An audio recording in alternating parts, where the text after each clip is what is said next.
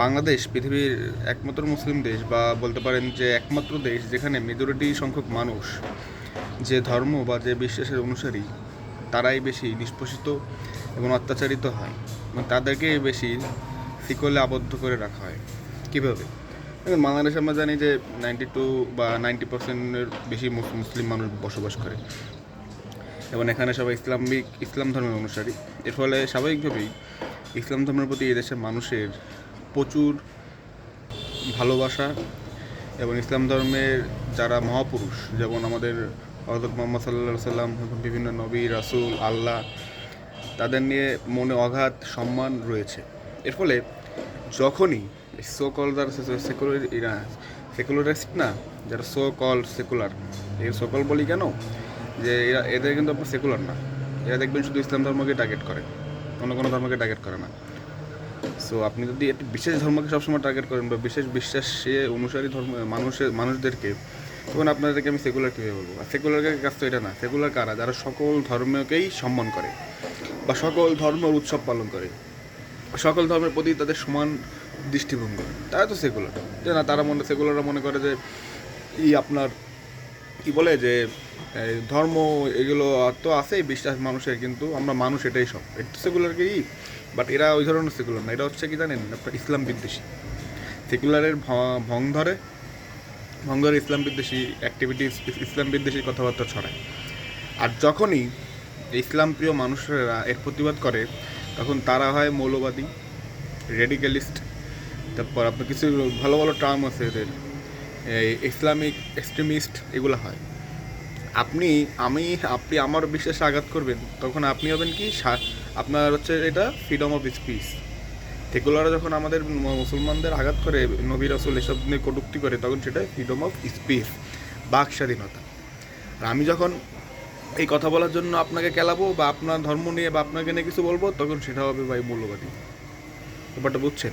খুব পরিষ্কার। কিন্তু এই যে জিনিসটা, এই যে সিস্টেমটা, এটা কিন্তু পুরো ওয়ার্ল্ডে। আর এর পিছনে মূল ভূমিকা পালন করেছে বিশ্ব মিডিয়া। বলতে পারে আবার জানেন, বিবিসি, CNN, আরও যারা, আরও আপনার ওই ABP আছে, দেন আপনার ওই একটা আছে আপনার রিওটার্স আছে। সো এরা কিন্তু আপনার এগুলো এস্টাবলিশ করে দিয়েছে যে কী চাও, মুসলমানদের নিয়ে কথা বলবা, মুসলমানদের বিরুদ্ধে কথা বলবো, তখন তুমি হবা অ্যাক্টিভিস্ট, তুমি হবা সেকুলার। আর মুসলমান যখন প্রতিবাদ করবে, তখন তুমি হবা হচ্ছে, তখন সে মুসলমান হবে মৌলবাদী, এক্সট্রিমিস্ট, উগ্র, সন্ত্রাসী, জিহাদি। ব্যাপারটা বুঝছেন? মানে কীভাবে এগুলো সেট আপ করা, আমরা কিন্তু আমাদের দেশে কিন্তু এটা দেখি। আবার একটা জিনিস খেয়াল করবেন যে এই যারা সেকুলার, এরা মাঝে মাঝে চ্যাটে হুট করে দেখবেন নবী রাসূল আল্লাহকে নিয়ে এমন একটা কথা বলেছে যে না পিটায় এবার শান্তি পাওয়া যায় না।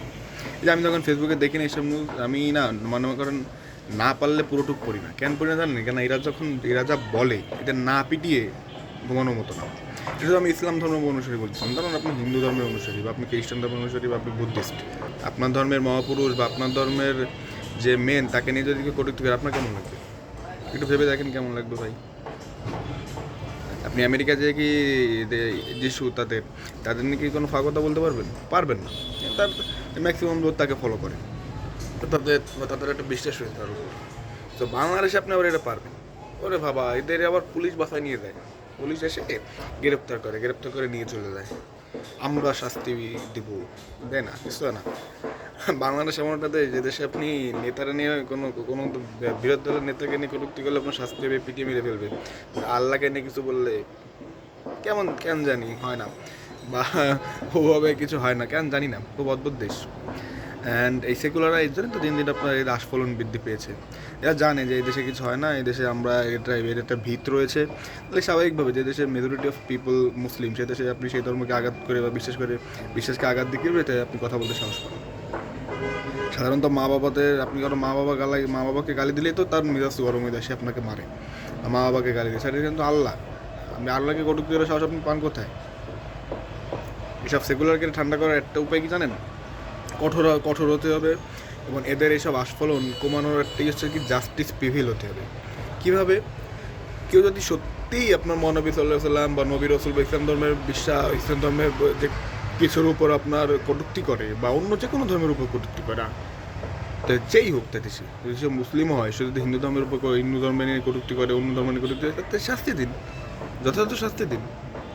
একবার শাস্তি দিন, দেখবেন আপনার এটা আর কমে যাবে দিন দিন। আমি তো বলতেছি না শুধু মুসলমান ধর্মকে কটূক্তি করলে তার শাস্তি হবে, যে কোনো ধর্ম।